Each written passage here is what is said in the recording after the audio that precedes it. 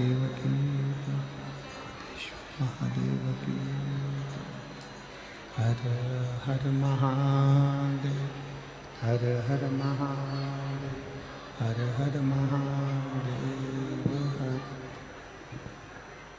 भगवान देव महादेव, भगवान शिव, गोवर्धन, त्रिकालदर्शी, कैलाशी, विनाशी,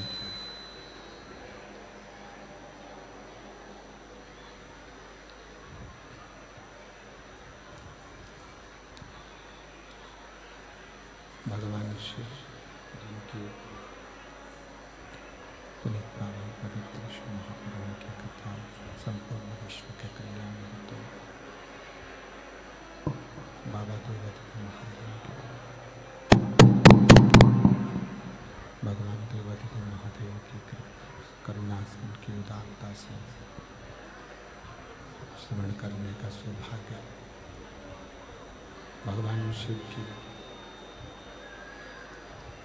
ये पुनीत पावन पवित्र भूमि, जहाँ पर बैठकर भगवान शंकर की ये पवित्र कथा आप और हम श्रवण करने के लिए विराजमान। भगवान देवाधिदेव महादेव, भगवान शिव जो संपूर्ण विश्व का कल्याण करने वाले हैं, संपूर्ण जगत का उद्धार करने वाले हैं, ऐसे भगवान शंकर की ये पवित्र पावन कथा आप और हम सभी मदेश्वर बाबा की इस पवित्र भूमि पर बैठकर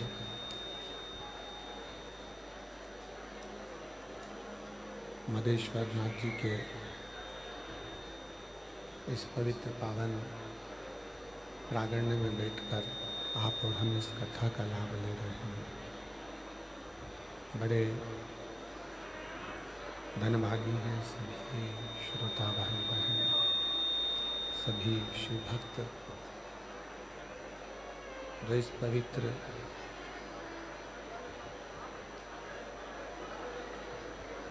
पावन शिव महापुराण की कथा को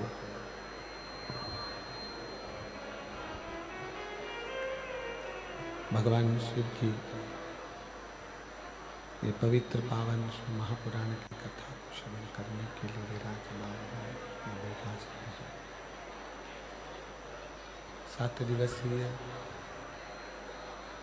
शिव महापुराण की कथा की इस दिव्य और भव्य आयोजन जो जशपुर की पवित्र धरा पर, जशपुर की पावन भूमि पर आयोजित किया गया है। मयाली कुनकुरी जिला जशपुर का ये पवित्र पावन प्रांगण है, जहाँ बैठकर भगवान शिव की ये पवित्र कथा को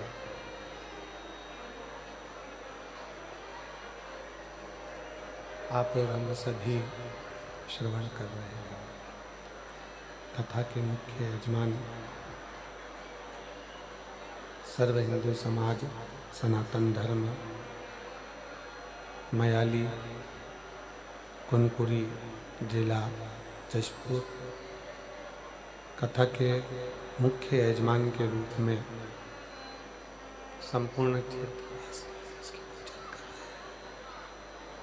संपूर्ण क्षेत्रवासी एवं छत्तीसगढ़ शासन के माननीय मुख्यमंत्री जी श्री विष्णुदेव सहाय जी की धर्मपत्नी श्रीमती कौशल्या देवी जी सहाय, जिन्होंने इस मयाली क्षेत्र में जशपुर जिले के कुनकुरी क्षेत्र के अंतर्गत ये पवित्र पावन शिव महापुराण की कथा संपूर्ण विश्व के कल्याण हेतु श्रवण कराई। एक बार दीदी कौशल्या विष्णुदेव जी सहाय जी के लिए जोरदार ताली बजाकर उनके लिए साधुवाद, जिन्होंने इस पवित्र कथा का लाभ, इसको निकाल के ले जाओ यहाँ से माइक को।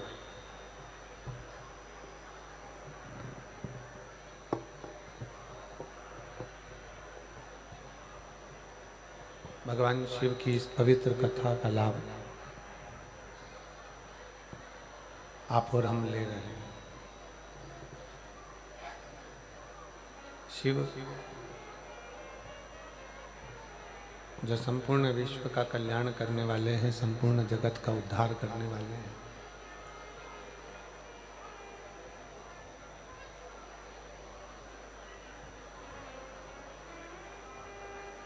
जिनकी मात्र कृपा की दृष्टि, जिनकी दया की दृष्टि, पब्लिक का माइक बढ़ाओ, पब्लिक के लिए आवाज खोलिए, जिनकी दया की दृष्टि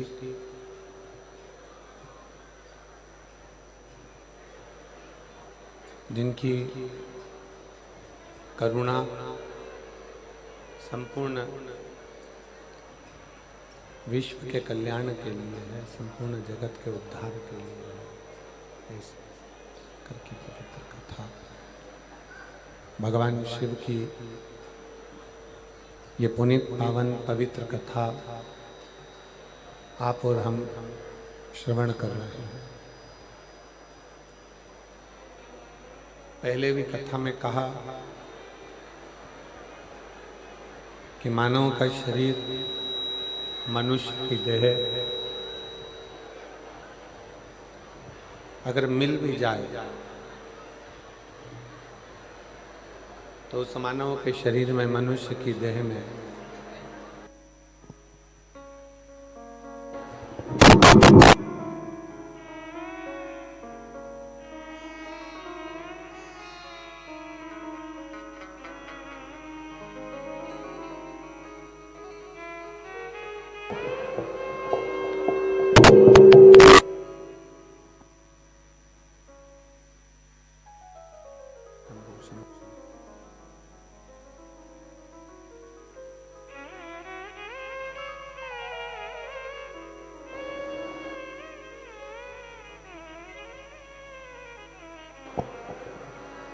शंभु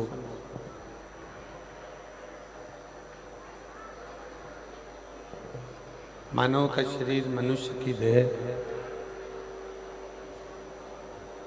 और उस मानव के शरीर में, मनुष्य की देह में ये शिव तत्व भगवान शंकर का परम रस तत्व श्रवण करने का सौभाग्य आप और हमको मिला है।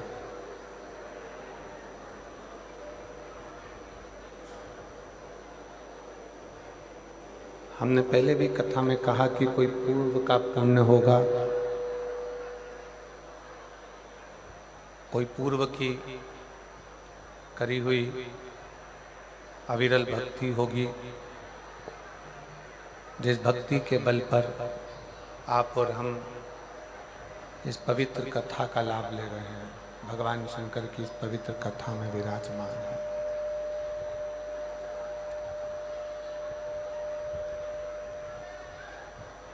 क्योंकि मानव का शरीर प्राप्त करना एक सरल विषय है कि 83,99,999 योनियां काटने के बाद ये 84,00,000वें नंबर की योनि आपको और हमको मिल गई, आपको और हमको प्राप्त हो गई।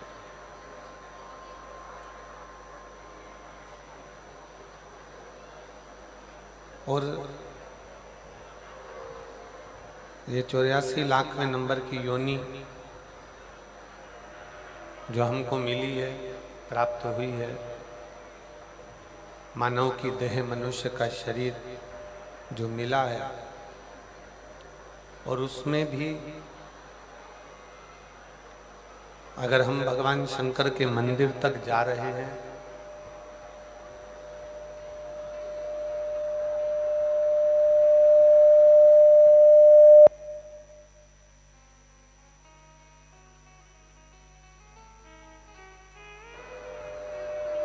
एक लोटा जल अगर समर्पित कर रहे हैं, भगवान शंकर को अगर जल चढ़ा रहे हैं,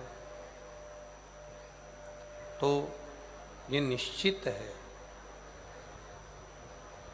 कि फिर जगतगुरु शंकराचार्य जी कहते हैं कि पुनरपि जन्म पुनरपि मरणम के प्रपंच से हम छूट जाते हैं। फिर जन्म लेना, फिर मर जाना। पब्लिक को आवाज नहीं है।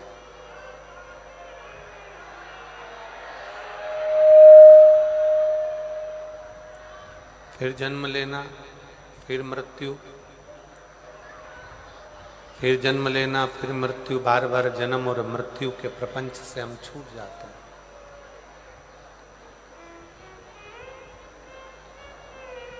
शंकर भगवान की अविरल भक्ति, शिव जी की उपासना, शिव जी की आराधना, शिव स्तुति, शंकर का गुणगान आपको और हमको ये मृत्यु के प्रपंच से छुड़ा देता है।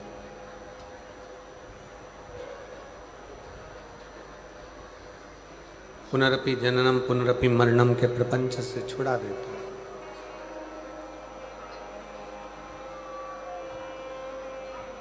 एक कथा में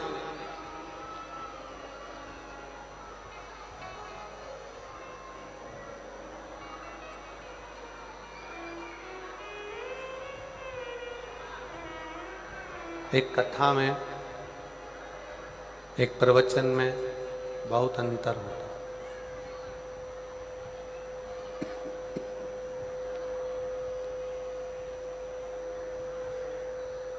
कथा में और प्रवचन में बहुत बड़ा अंतर है। प्रवचन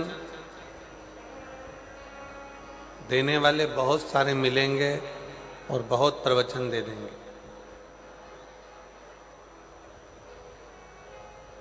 प्रवचन का मतलब है कि दूसरे को समझा देना, दूसरे को ज्ञान दे देना, दूसरे को बता देना।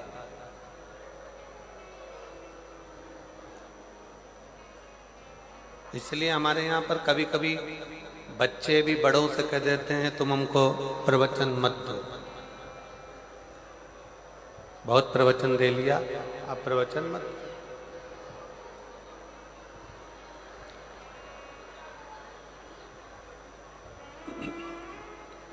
प्रवचन में और कथा में बहुत अंतर है, बहुत अंतर। प्रवचन दूसरे को उपदेश दे देना, दूसरे को कह देना, दूसरे को समझा देना, दूसरे को बोल देना, सरल।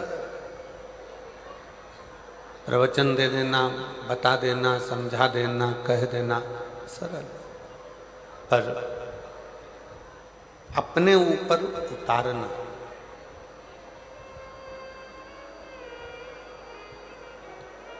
अपने ऊपर धारण करना, ये बहुत कठिन। कथा और प्रवचन दोनों में जमीन आसमान का अंतर। कथा का मतलब होता है कि जो कह रहा है, जो बोल रहा है, जो समझा रहा है, जो बता रहा है। कथा का मतलब है जो बोल रहा है, जो समझा रहा है, जो कह रहा है, जो समझाने में लगा हुआ है, जो बताने में लगा हुआ है, जो कहने में लगा हुआ है। वो पहले स्वयं पर उतारे, स्वयं पर उतारता है, फिर दूसरों को बताता है। कथा का मतलब ही यही है। कथा का सार तत्व ही यही है।